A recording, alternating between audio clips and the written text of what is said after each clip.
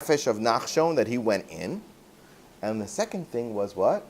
Vayar hayam vayanus, the waters saw and split. What did they see? Arono shel Yosef, the bones of Yosef, right? So, what did he say to the Jewish people? Okay, look, Yehuda, you're our guy. Look at Yehuda. He's doing great. He's going right in the water.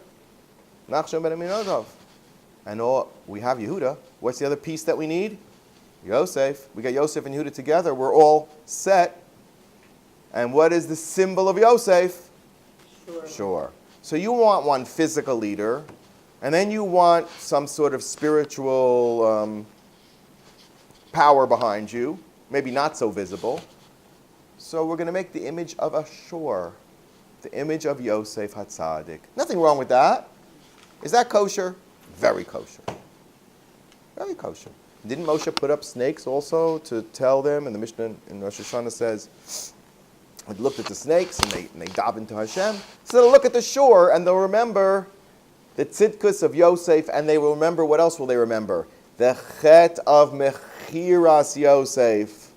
And they will hold together in the midbar, and if Klal Yisrael holds together, we're all safe. If Yosef's bones could split the Yam Suf, and in the Yam Suf, what did they have? They had flowing water. They had food. They had derech hamelech, right? They had straight way. They had everything. So, why do we expect that? I can't rely on that. So I'd like to suggest to be Melamed Schus on Aaron. Aaron didn't want to do anything wrong. He etched out a shore. I'm suggesting that it was two-dimensional. But where's the Yehuda part? Nachshon jumped in the water. So he said, listen, we have a leader. You don't need, just because Moshe is gone, but a new leader emerged who is from the proper tribe of leadership. Nachshon is really the Melech of Klal Yisrael in the absence of Moshe. In fact, when Moshe and his student, Yehoshua, who's merely an extension of Moshe. You cannot look at Yeshua as independent of Moshe. It's one person, okay? And who's, by the way, from which tribe? Ephraim. Think about it. Gives way to the next leader.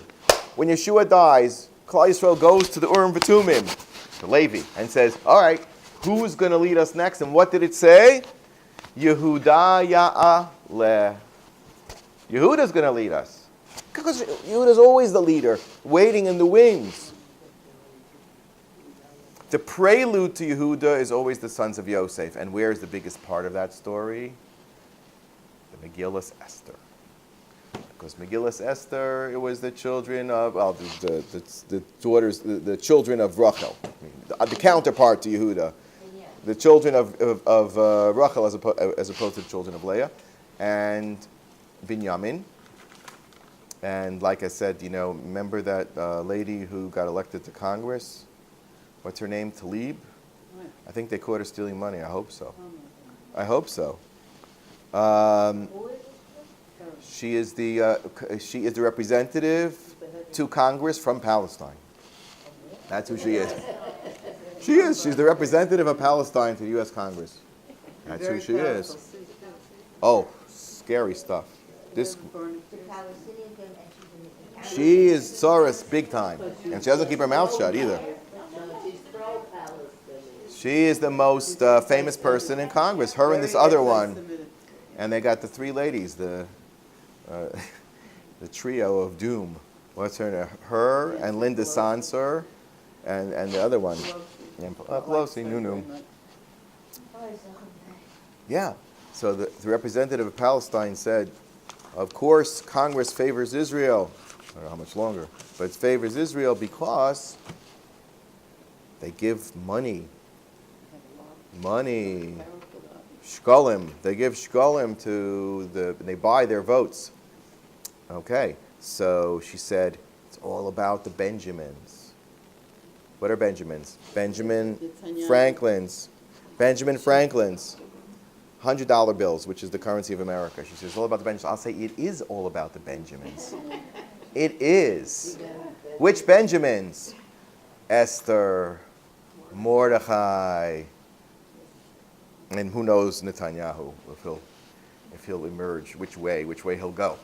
But it is indeed all about the Benjamins, because the Benjamins are the bridge that holds the shaky little Mishkan together. So now, we'll get there. So now, which in the Mishkan itself, there were three representatives of the four from the Ma'aseh Merkava in the structure of the Mishkan. Okay, anybody know? Two animals. Well, not animals. The Kruvim represented the face of man. Good. Where was the eagle represented and the lion represented? They were, I don't know if everybody's aware of this, but they are the Kruvim that are on the Paroches, two places. One in the Paroches that separates the Kodesh, Kodashim, from the rest of the Heichal, the inner Mishkan, what's known as the Mishkan. And then also on the outside, on the entrance to the Chatzer, again, on one side a lion, and other side a eagle. Real picture, yeah. Embroidered in. Two, again, how many dimensions? Two. Okay, the Kruvim were three-dimensional, which is interesting. But that's... Which one is notably absent from our Mishkan? Which one of the four? The shore is absent. Why do you think the shore is absent from the Mishkan? Because chas v'sholom, we should even mention the Egel. We're trying to distance ourselves from the Egel Hazav as much as we possibly can. To such an extent that the Mishnah in Yoma, describing the Seder of Avoda, and the Psukim itself, says that the gold was not allowed in the most important service of Yom Kippur, which was what? The Ketores in the inner was taken in to the inner chamber of the Kodesh Kodashim and placed between the two Badim. You know, they had in other words, the Kohen had to do a balancing act. He had to pick up Ketores, and then he had a censer a pan full of coals, right? Is it gold or copper? Gold's gold. Gold? Well, he had a gold scooper. He had a gold scooper. The pan could not be gold because gold burns. No, it was copper. But to scoop out the incense, he was there, and then of course on Yom Kippur he has to scoop it out with his hand. He becomes the kli. You understand? He becomes the kli. It's very interesting. And then they put it on. Where does he put it on? When does he make the big puff of smoke? Inside the Kodesh Kodashim or outside the Kodesh Kodashim? Machlokas between the Tzedukim and the Prushim, right? The Tzedukim said, do it outside, because it says, Bezos Yavo Aaron El HaKodesh. You're coming in with a cloud. You can't enter the Kodesh Kodashim and expect to survive. No. The truth is that he went in as himself, and then he put it on, and he rested it on the badim of the staves of the Aron, and then he went about sprinkling the blood both on the Mizbeach and on the Parochas, etc. So we don't have any shore in the Mishkan, do we? We don't want any shore. Is that a good thing that there's no shore? Yes and no. Yes, because it's forgiving us from Cheda Egel, but no, because the shore is absent and we need him. Because without the shore, there was no unity in the Jewish people. We're missing the two halves. Who were the two halves of the Jewish people? Yehuda and Yosef. This is Yosef, Ephraim and Menashe. And who is the link that holds them together? The Beis HaMikdash itself, which is in the territory of Binyamin. And that goes back to the story of Mechiras Yosef, that Binyamin becomes the thing. But you needed one thing from Yehuda. Okay, I don't want to jump the gun. You needed something from Yehuda to make the hook hold together. Remember, Yehuda's got to build the Beis HaMikdash. But he's got to hook on Yosef. How's he going to hook him in? How's he going to hold him there? Mechiras nefesh. He's going to have to, jump into the water. But we'll get to that in a second. So Shlomo HaMelech built 12 Egels on the Shiur instead of like a kior, kind of a kior. Why? Based on what we just said. Based on what we just said, you can have a remarkable shot. He was saying the sin of the Chet Egel and Mechiras Yosef are over. It's forgiven. We've accomplished the goal of ridding ourselves from the sinas chinam. It's a very interesting rabbi. Yaacov Schwartz is a very interesting rabbi. Young man, not so young.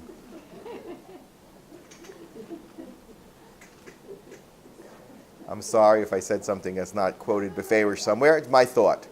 My thought is, it's my drush. You're allowed to say drushes as long as it doesn't change the halacha. That 12 shvarim represent that all of the 12 tribes, all are voting for, are giving honor to Yosef, as opposed to Mechiras Yosef.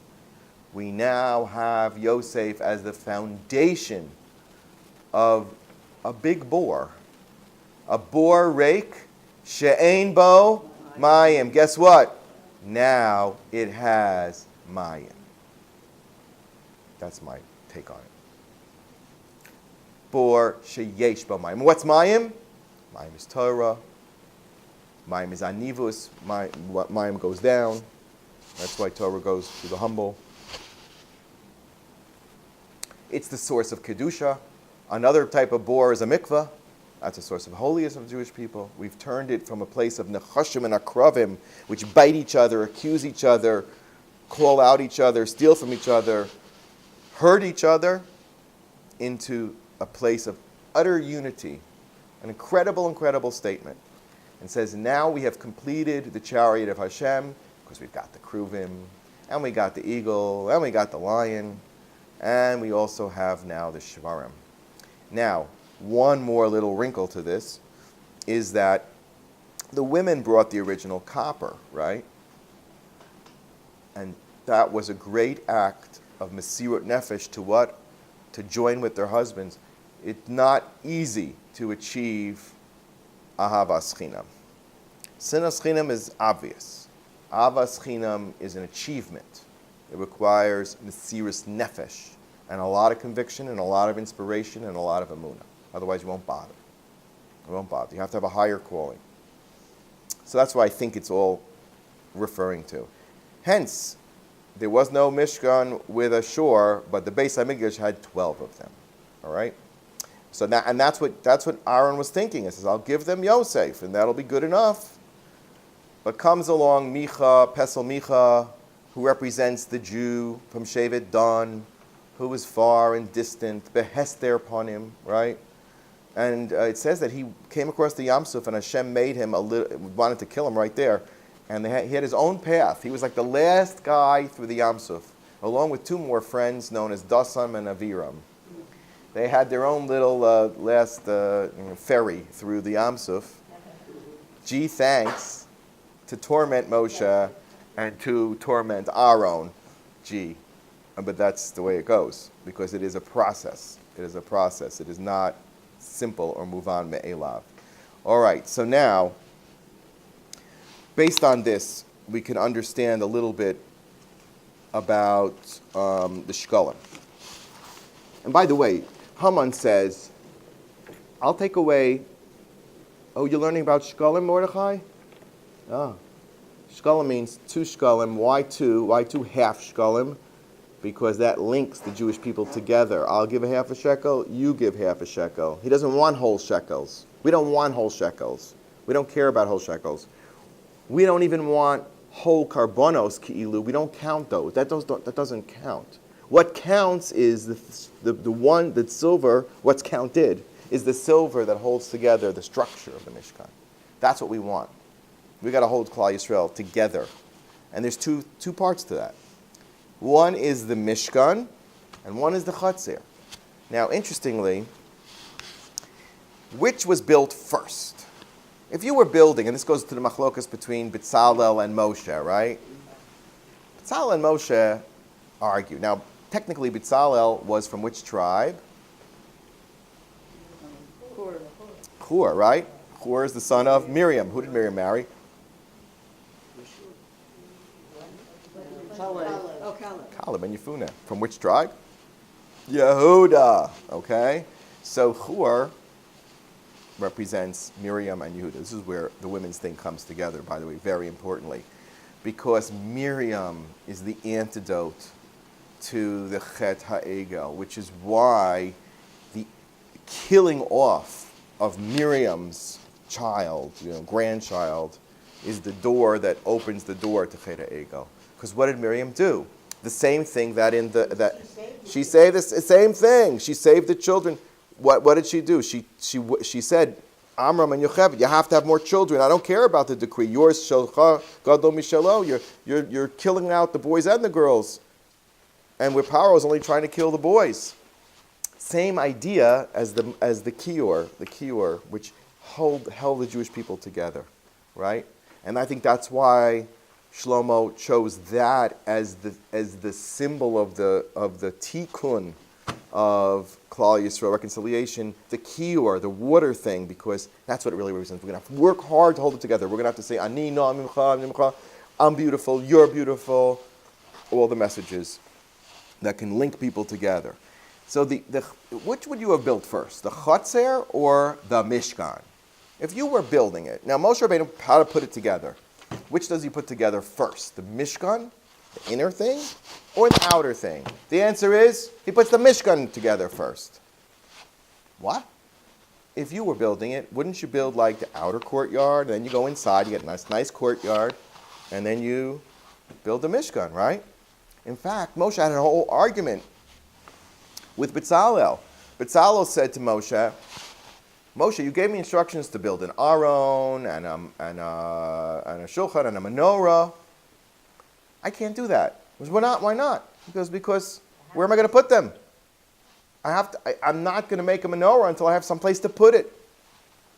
Okay? And he built everything first. God agreed with him. Yeah, and that was B'Tseil Kale. Which is a whole other subject, and a whole shiur which I'm not prepared to give today. He's 13 years old. He was 13 years old. What kind of business is this that Moshe didn't know? How could Moshe not know? It's absurd. Moshe doesn't know, and this kid knows? How could he know? What? He was given a special chachma, that's true. But I'll also say it's two different perspectives. Moshe is thinking about from Hashem's perspective. Moshe is really a representative of Hashem. He's Eved Hashem. He's not Eved of Klal Yisrael. He's not the master of the servant of Klal Yisrael. He's the servant of Hashem. And therefore, he's looking at Hashem's agenda. What's Hashem's agenda? The courtyard or the Mishkan? Mishkan. Go straight to it. Hashras Hashchina. Then we'll worry about the courtyard. Bezalel's thinking about from the people, saying, you know what? We're not quite ready. We can't skip steps. We got to first build the chutzner. There was also silver in the chutzner. Not a lot, but it was the vavim, it was the hooks that held together the outer courtyard. In Jewish life, and this is again my drush, there are Jews who are the silver that hold together the Mishkan, and then there are Jews that hold together the chutzner. And it's two different realms. What is the Mishkan? That's the Kedushas Yisrael, Torah authority, Batei Knesset, Batei Medrash, Hashkafa, Halacha. That's the inner realm. But then there's Am Yisrael that just needs to be held together as a community, the Chatzer. And I think there's an amazing lesson here. And the amazing lesson here, I get all my rabbinic homiletic addiction out, every week, that you cannot build the Chatzer without first building the Mishkan. In other words, you can't say, let's make some compromises and keep all of Klal Yisrael together, and then we'll figure out what sort of shul and base medrash we want. I read recently, you probably grew up, some of us, we're dating ourselves, on the Hertz Chumash. How many of you know the Hertz Chumash, right? Who was Dr. Hertz, Dr. J? Did you have it also growing up? No? I'm sure they had it in South Africa because he was king. He was chief rabbi of the British Empire. Sansino. But similar. So he was an interesting man. There's some debate whether he was conservative or orthodox, but the difference between conservative and orthodox when he was ordained was very, very small. In fact, I can tell you from my wonderful Shver, Zechzak Libracha, Rabbi Shushat, when he was ordained in the 40s, there there was no women rabbis. There was no, compromises on kashrus or on Shmir Shabbos or anything else. Which, Canada altogether is more Canada, yeah. conservative than because it's the colder. United States. They're colder. They got frozen. Stay together. They're frozen. They can't move. They don't move so far. It's too cold. Can't go anywhere. But and he came to England, and he did it. He fought for halacha. He brought real, genuine Talmidei Chachamim to be the London Bezdin. He did a massive job. In his Hertz Chumash, what he did was he integrated non-Jewish scholars. You know what? He brought the comments of Goyim. Why? Because the community was so assimilated and so out there. Which community? He quotes dozens. Danny, which community was this then? London. Oh, London. United Synagogue, really. The British Synagogue. And we're talking about at the beginning of the 20th century. He came there, I think, in the 30s, in the 20s. No, he died in like 1935. He came there early, very early, like 1920 or something earlier. And he fought for Shmir. He did a great job. He did a great job. He held it together. The president of the United Synagogue did not believe that mitzvos were obligations. This is the president of the United Synagogue, not the Reform. You understand the United Synagogue is the quote-unquote Orthodox. He was not Shomer Mitzvos. He was not kosher. He did not keep Shabbos. He didn't really understand there was a difference between Orthodox and Reform. And this was the president of this was his balabas for the entire period that he was chief rabbi. An incredible thing. An incredible thing. And somehow he survived that. Tremendous to his credit. What a man he was. And then he wrote this commentary to Chumash, right? And so he was able to integrate even the comments of non-Jewish scholars, because his community would respect the fact that, you see, the non-Jewish scholars are, if you settle Torah the right way, then we can appreciate external things. We can go to the Chatzer if the Mishkan is intact. Okay? From the perspective of the Mishkan, we can take a look at what they have to say, even the non-Jewish world, what they have to say. So it's an unusual thing. Anyway, so that is so the summary of this and the end of this really is that the continuity between the sin of Yosef and the Chet Egel is remarkable. And that is a theme that we don't usually put it together, but it's like Bria Chatichon. One sails right through the other. And it takes us all the way through Jewish history, all the way through. This is the tikkun. And it says there's not one generation that doesn't have part of the Chet Egel that it's being expiated for. So you ask yourself, why? And the same thing for Mechiras Yosef. Why? What? It happened so long ago. What do you want from us? We even have the thing on Yom Kippur where they have the 10 Harugei Malchus, including Rabbi Akiva. And what does he do, the emperor? He puts little shoes at the entrance and says, you sold Yosef for shoes. He says, what kind of... And then they ask in the heavenly realms, and they said, yeah, you have to be the kapara for that. What's going on? That happened so long ago. Because it never ends. It's in every generation, it's the same. We have the opportunity for Mechiras Yosef in every generation, and we have the opportunity to put the Yam Shel Shlomo in every generation. It's ongoing, it never ends, and each generation is responsible. Like we say, every generation in which the Beis HaMikdash is not built, it's as if it was destroyed. Now I say that in the context of a very, very interesting season that we're entering, besides the fact that this week is going to be Rosh Chodesh Adar Sheni. This is a time of double miracles for the Jewish people, where we see, I'll just end with this. So the Nesivos Shalom says an incredible thing. He says there's Teva, there's nature, which is what the people wanted somebody to take them along. And then there's Lamala Min HaTeva, above nature, which is like Malachim, angels, that Hashem was willing to give them. And Moshe didn't want any of that. He says, I want you, Hashem. I don't want an angel, and I certainly don't want nature.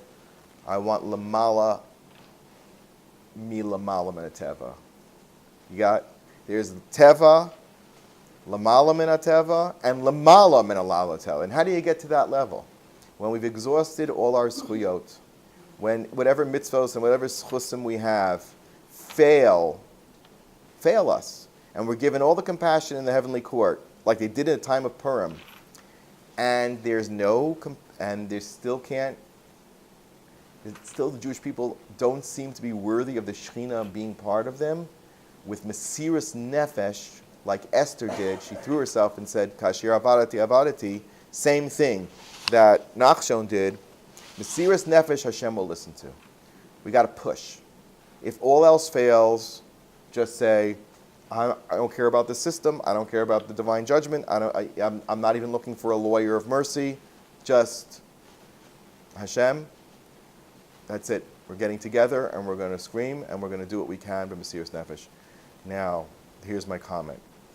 This young state of Israel that we live in, and the entire enterprise of the Jewish people returning, was built on Mechiras nefesh atzuma. Atzuma. Unimaginable Mechiras nefesh. This city of Beit Shemesh was built with incredible Mechiras nefesh by people who came here with nothing, that lived in empty caravans filled with glass on the floor.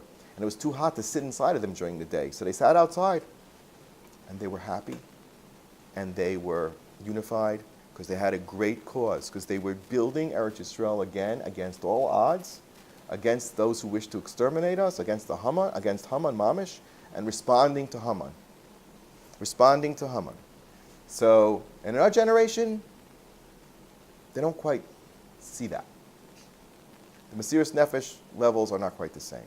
Hence, what's the big deal if I sell out some parts of Eretz Yisrael? What's the big deal if some of the residents of Eretz Yisrael are ripped out of their homes? Because, why should we be moser nefesh for them? This is the piece that's missing. And it's al haperak.